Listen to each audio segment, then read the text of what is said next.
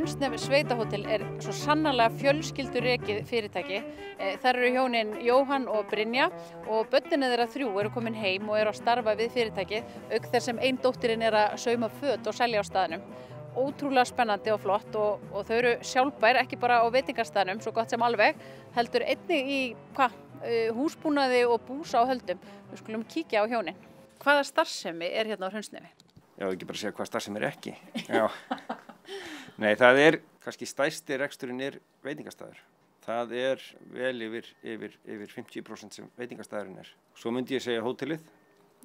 Þetta er það sem gefur kannski mesta peningana. En svo erum við með svona framleiðum eins mikið að við getum af okkar mat. Allt svínakjöt sem er á veitingastaðunum er frá okkur. Allt nautakjöt sem er hérna, hvort sem að það er í hamborgurum eða eitthvað öðru, er frá okkur. Við höfum verið að fara aðeins út í lambakjöti, það hefur svona gengið hægar.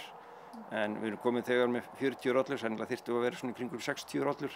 Þá farum við að vera sjálfbær á því líka.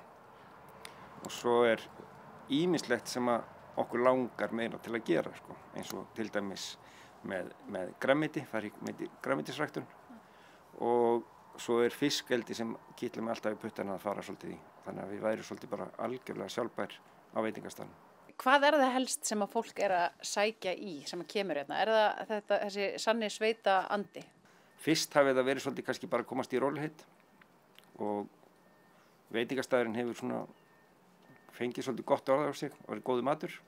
Þannig að fólk sé að koma svolítið hérna til að fá góða mat og afslöppun.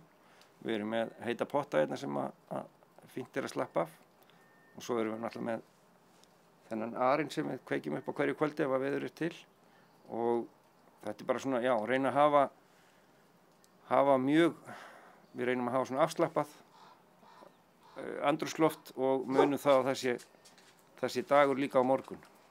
Eitt er að vera sjálfbær á veitingastaðnum, annað er að vera sjálfbær í herbyggja, hvað ég segja, útfærslu, eða sem sagt á hótelinu sjálfu, já. Hvað þið hefur gengið líka dálítið langt þar? Við höfum alltaf farið lengra og lengra þar, já. Fyrst þegar við byrjuðum þá var maður náttúrulega bara í stressi með að koma þessu á stað. Flutti minna 2004 í maí og ég tók heilt ár þar sem ég var bara að byggja upp hótelið og var meira og minni í því einn ásamt tengdapabbi minn og sonur minn. Þeir hjálpuðu mér alveg ómetanlega. En það var ekki mikið af svona, já, vinnumönnum skulum við segja. En þannig ég var aðal í þessu og þegar við byggðum og opnuðum 16. júní 2005 þá voru nú meira og minna allt sem í herbyggjunum voru annarkvort úr rúmfattalagunum eða IKEA eða eitthvað þannig.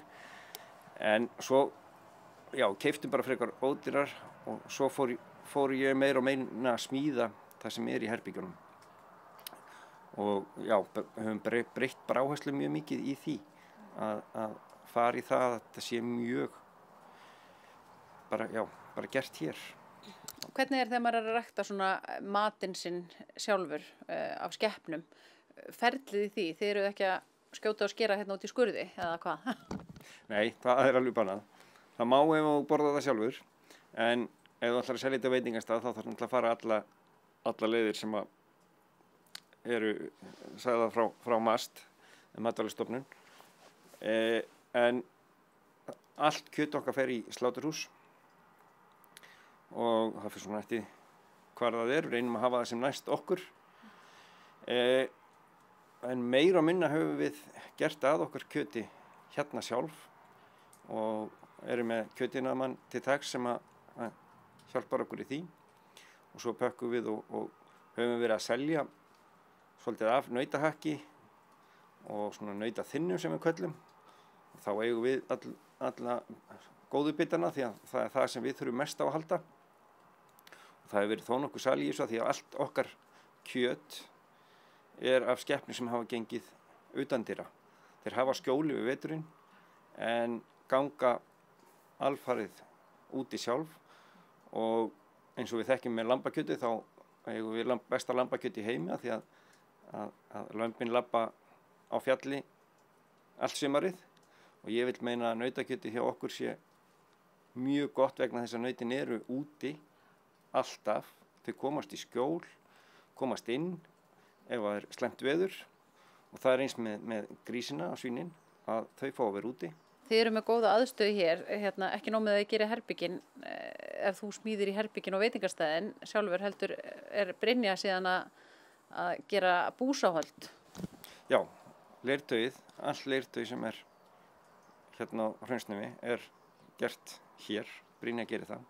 Hún fann að gera hérna ljósakrónur og ýmislegt sem inn á veitingastæðinum og það náttúrulega hefur vakið gríðarlega athygli og líka það að þetta sko, diskarnir eru jafnvel unni með kokkunum hérna hjá okkur, að það ákveðin einhver réttur og þá nú vantar okkur svona disk og þá sá diskur bara gerður fullt af þeim til að nota í, já, þannig að það ótrúlega, já, bara flott, og þegar maður að þjóna og bera fram þetta á þessum diskum, maður bara óendanlega stoltur af því. Já, það nú ekki hægt að missa af ykkur þegar maður keyrir hérna, já, hvað ég segja, norður eða vestur á Vestfirði, hérna í norður á dalnum.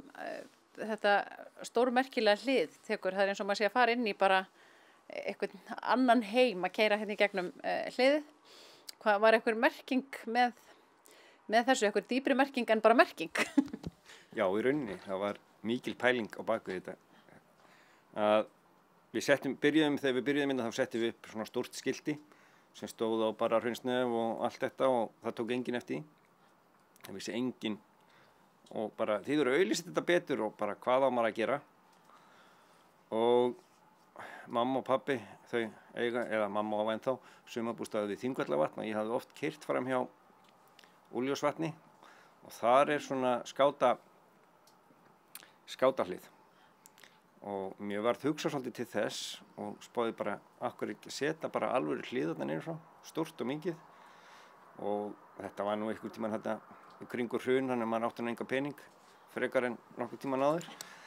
Þannig að þetta var bara gert bara á íslensku leiðinni, bara fengið rafmagnsstaurar sem var verið að taka upp og smíða þarna og þetta hefur náttúrulega vakið ótrúlega athygli og það veit allir rauninni hvað Hraunsnef út af þessu hliði.